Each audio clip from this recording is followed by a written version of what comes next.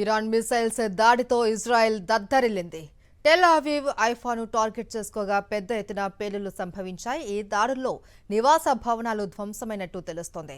భారీగా మిసైల్స్ ను ప్రయోగించినట్లు ఇరాన్ పేర్కొంది. అటు తాము ఎంచుకున్న లక్ష్యాలపై దాడులు చేస్తే ఇరాన్ మాత్రం ఇష్టం వచ్చినట్లుగా అటాక్ చేస్తోందని ఇజ్రాయెల్ ఆరోపించింది.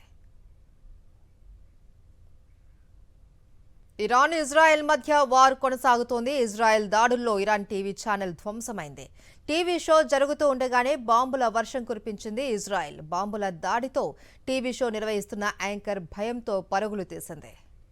که ملاحظه کردید صدایی که شنیدید فضای غبارآلوده استادیوم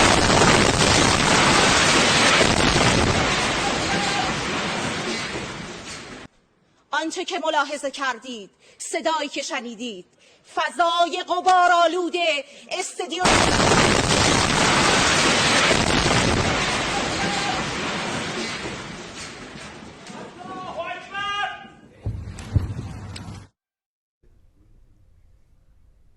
ఇరాన్ ప్రభుత్వ కార్యాలయాలే లక్ష్యంగా ఇజ్రాయెల్ చేసిన దాడిలో పలువురు జర్నలిస్టులు మరణించారు. ఈ విషయాన్ని భారత్లోని ఇరాన్ ఎంబసీ వెల్లడించింది. అంతర్జాతీయ నిబంధనలు ఉల్లంఘిస్తూ ఇజ్రాయెల్ క్రిమినల్ యాక్ట్కు పాల్పడిందని తెలిపింది.